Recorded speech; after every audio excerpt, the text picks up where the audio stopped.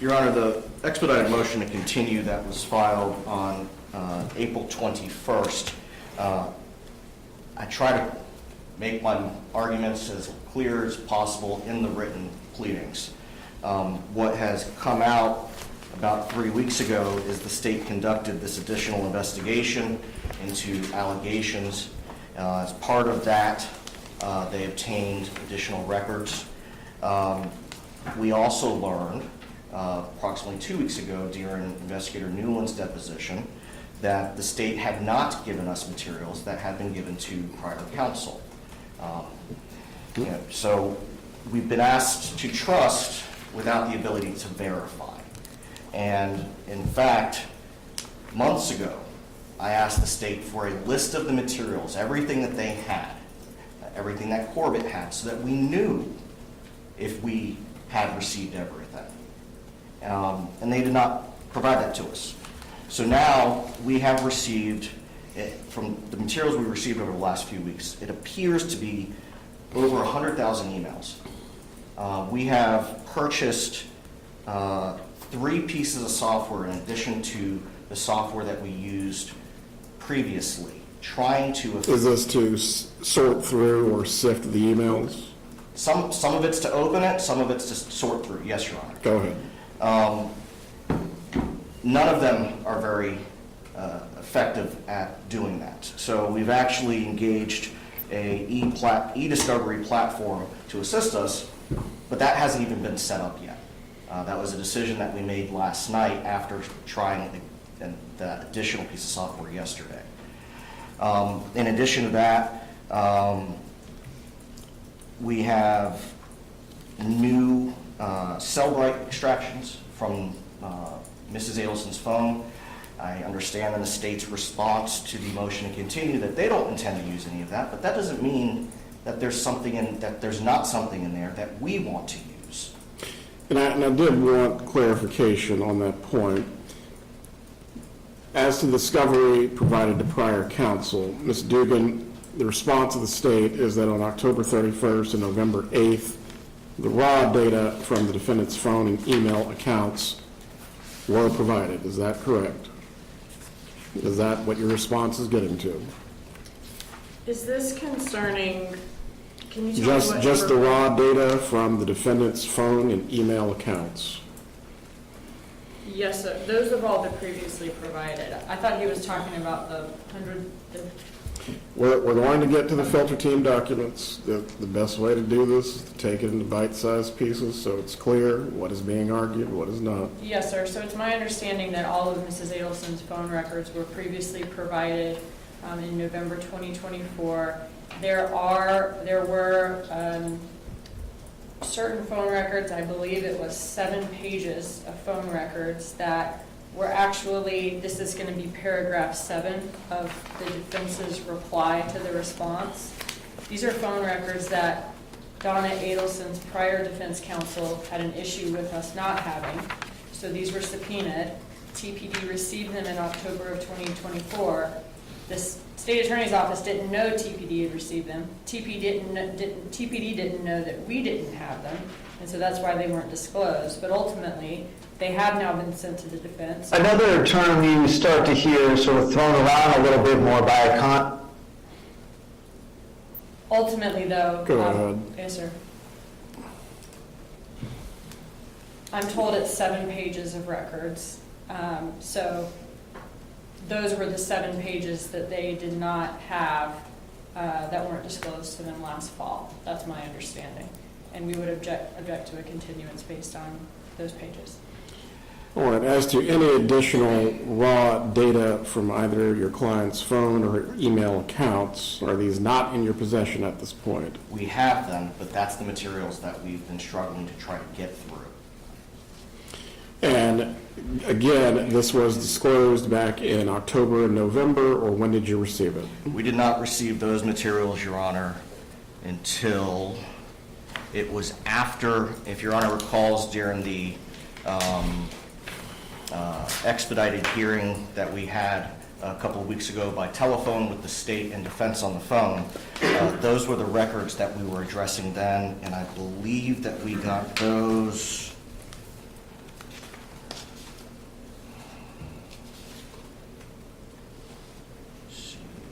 April 10th, 2025. And that's, the state actually acknowledges that in their response. Mr. Zellman, you're not going to make your argument for you, but ultimately you believe you need to review these to be prepared for trial itself. Yes, and those aren't the only issues that have arisen over the last few weeks. The motion details the additional issues,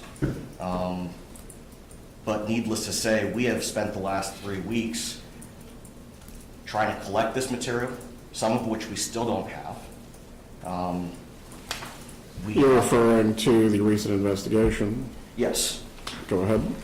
And even if the state isn't going to use the information, we still need to know the extent to which they violated, they intercepted and monitored attorney-client communications and communications that are protected by the fiduciary client privilege. We don't have all of that information yet, and they have not responded. As I indicated in my reply yesterday, the state hasn't responded to those emails requesting that information. Ms. Dugan, Yes, sir. concerning the aspect of the recent investigation, which materials are yet to be provided and why? Yes, sir. May I also address the 100,000 emails? Go ahead. Okay. So those 100,000 emails are redacted privileged communications that the defense recently received that occurred between the Adelsons and prior counsel. This communication was redacted by a taint team. It's never been seen by the prosecution. The filter team documents you're Yes, sir. referring Thank you, to. filter team. It's never been seen by the prosecution. It's obviously privileged. We obviously do not intend to use it in our case, having never seen it. And I also can't imagine a scenario where the defense would be using it in their case. I would feel like all of that information would be hearsay and self-serving hearsay. So the state is objecting to a continuance based on their needing to review all of the privileged communications with prior counsel. When were the filter team documents provided? They were provided on April 10th during, one second, I want to double check. During Jason Newland's deposition by this defense team. Somehow, some question was asked where he referred to the filter team that the court referenced, and this defense team was not aware that the filter team had gone through all of those emails and kept all of the privileged emails from the prosecution team and provided them to former defense counsel. So those were then provided to this defense team. Very well. And Your Honor, I could address that very briefly. Judge, advice of counsel is something that would be relevant. It goes to Mrs. Adelson's state of mind. And if there are any emails in the records that we received 2 weeks ago that would rise to that level, then it would absolutely be relevant and admissible if it goes to her state of mind concerning, for example, her leaving the country. Well, I was going to say, particularly as to that issue, what advice she received and what she relied upon in making that decision, that would be up to the finder of fact to determine, was she relying on the advice of counsel or was she in fact trying to flee?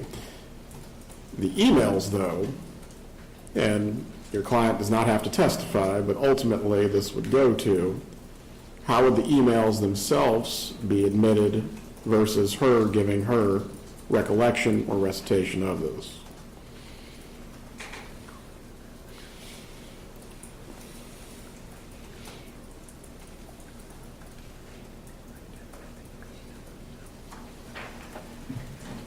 That still doesn't mean that the emails themselves would not be admissible, Your Honor. Let's put a pin in that. That Yes, would be sir. subject to any argument in the future Yes, as sir. to how the emails themselves could be admissible. But if your client chooses to take the stand during the trial and waives any prior privilege with Mr. Rashbaum or anyone else concerning advice that she received on leaving the country, that is certainly up to her. Yes, sir. Back to the recent investigation discovery, Ms. Dugan, the items that have not been provided. I believe some of these pertain to the parameters in the Title III that we're supposed to operate as safeguards. Is there a reason this has not been provided to the defense?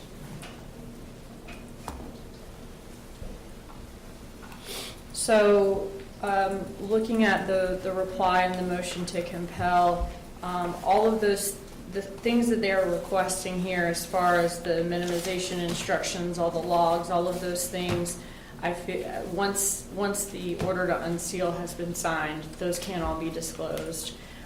The only thing that I saw that would be additional that they are asking for is surveillance video, which is surveillance video from the jail, which I've been told has already been disclosed to the defense.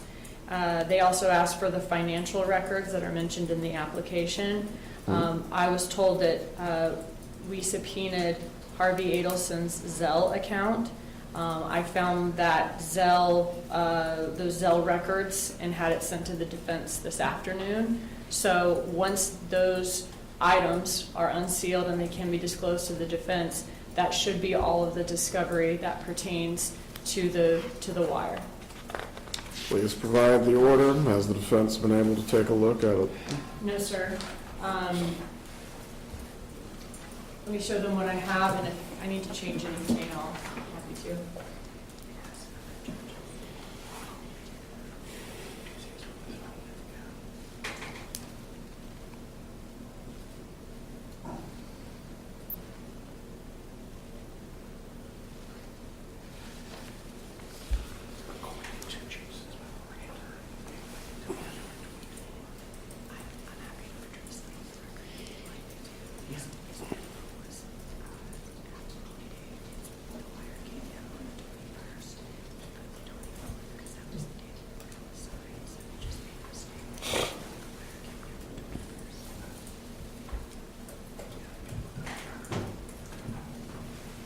May I approach? You may. Your Honor, there was one issue that Ms. Dugan and I addressed concerning the motion and order, and it has to do with the discrepancy with Investigator Newland's memorandum, the 17-page memorandum. The memorandum that he authored indicated that the wire went down February 24th. Ms. Dugan is telling me that the wire actually went down on February 21st. So if we can just make sure that that's accurate. Yes, this is one of the paragraphs in the defense's reply. That was just a mistake on a memo. The wire came down on the 21st. I believe the significance of the 24th was that was when the order was signed, and I think Mr. Newland's memo said the 24th, but it is the 21st, which is reflected in the order the court's looking at now. All right. Court will sign the order at this time. I believe that deals with your motion to compel, Mr. Zellman.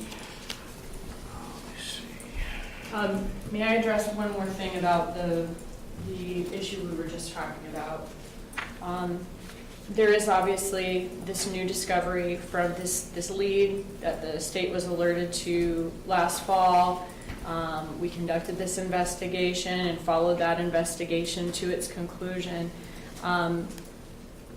That obviously has resulted in some new discovery in these wire calls, but I did want to let the court know, though there are a large number of calls that the defense, of course, wants to review, there are only, I was told, about 30-something calls deemed pertinent by law enforcement, and the state likely plans to only use maybe one or two at trial, and believes that the 2 months the defense had from the time it was discovered to the time of trial in June should be sufficient to prepare for that portion of the trial.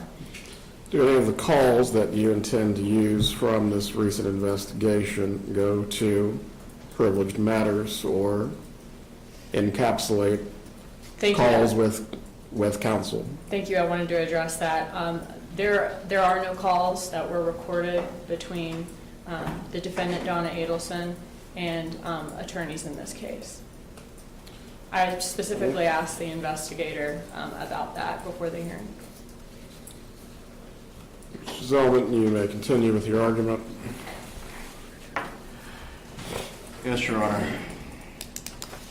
The state has also not responded to our request to let us know if they've also been monitoring our attorney-client conferences at the Leon County Detention Center. That's a no.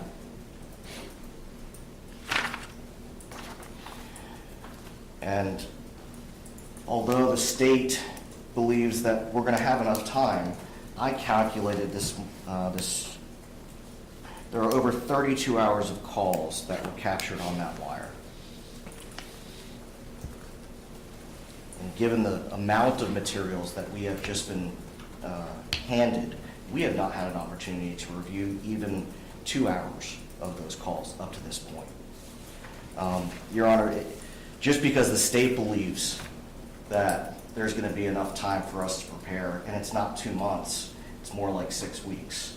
There's not enough time for us to to analyze this new information, synthesize it, prepare appropriate motions. We've spent the last 3 weeks dealing with this as opposed to finalizing the motions in limine. That is an important point you bring up.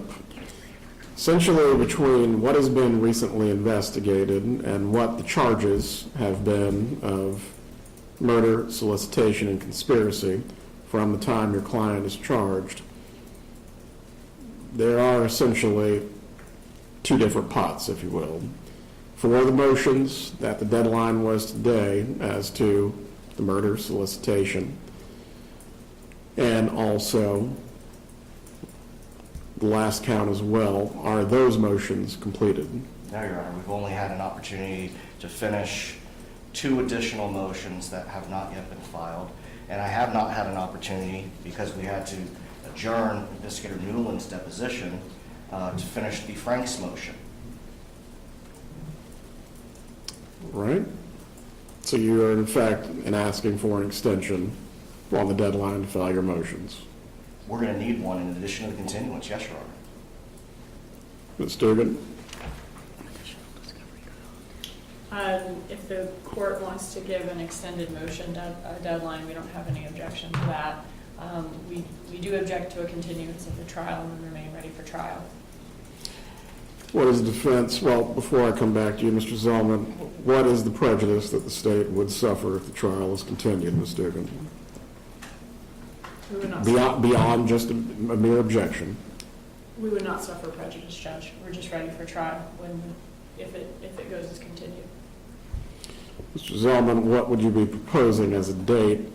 And you also have to keep in mind there's only so many points in the year a trial that could take either 3 weeks or more can be scheduled. And I assume you've discussed with your client if your relief is granted. We have. What that means. We have, Your Honor, and frankly, without getting through all of this new material, it's hard for us to pinpoint exactly when. I mean, we're not going to sit around on our hands and do nothing. We have been diligently preparing. We're going to continue to diligently prepare. Likely 2 to 3 months would be, I think, realistic. But again, until we get through all these new materials, it's going to be hard for me to say. Right. Concerning the motion deadline, which was supposed to be today, we'll set a new deadline, particularly as to the counts that have already been a part of the indictment and have been charged all along. The murder, the conspiracy, the solicitation, the deadline for filing any motions relating to the existing charges will be May 16th. The motion hearing that was scheduled to take place on that day, we will reschedule at a later point. Court is going to reserve ruling as to whether the motion for continuance will be granted. The parties are to confer about any redactions that you believe would be appropriate to the filings for the expedited motion for continuance, the state's response, and also the defendant's reply, and the motion to compel discovery. Any other matters that we need to address before we finish up for today? Your Honor, with respect to the motion to compel, the state has also not provided the disclosures that's required by Rule 3.2201BM concerning the jailhouse informants. We've also moved to compel that material as well.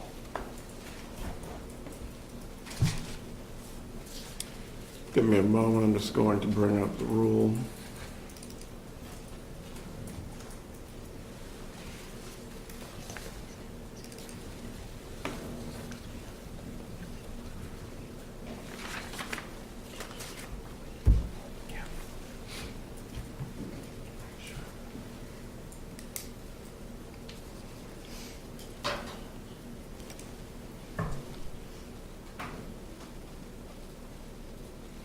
So this is 1M, which subsection?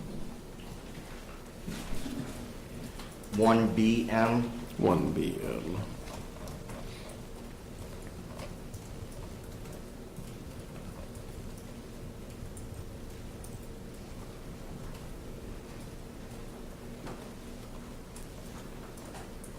Student response. I'm sorry, Judge, I'm having trouble getting on the Wi-Fi.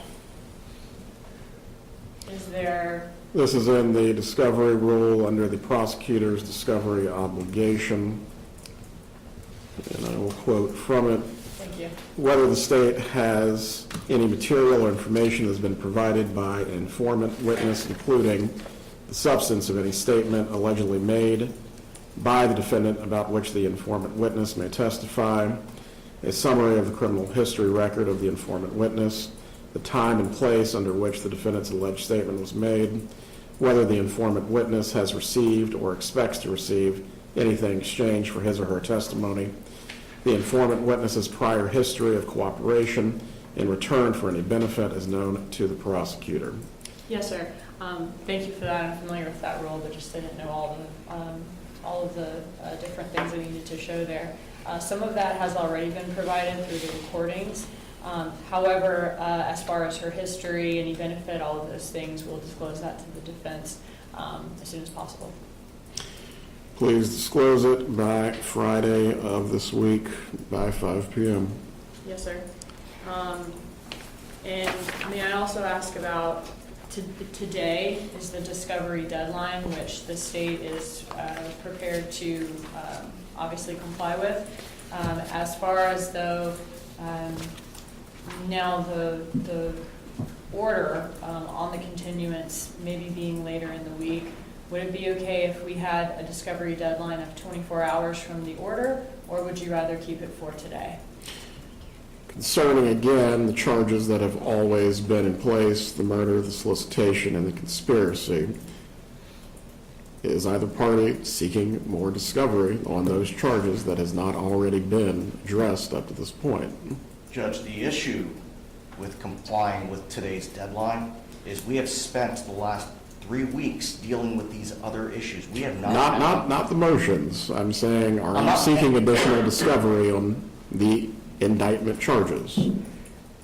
We are not going to be able to meet the deadline to provide the state with our discovery because we have been focused for the last 3 weeks on other issues. Ms. Dugan?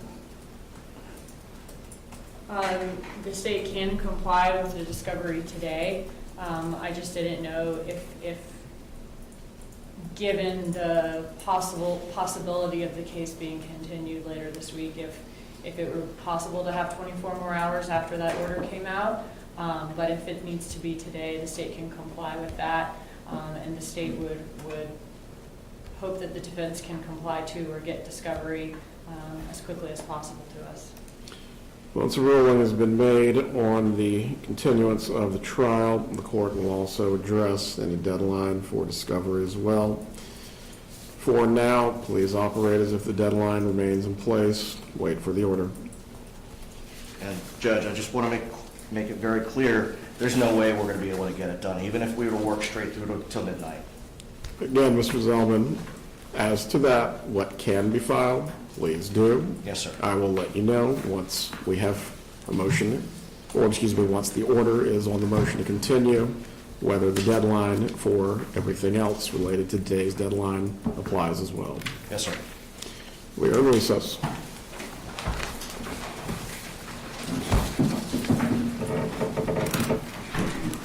For everyone on the Zoom, that is the end of the hearing today.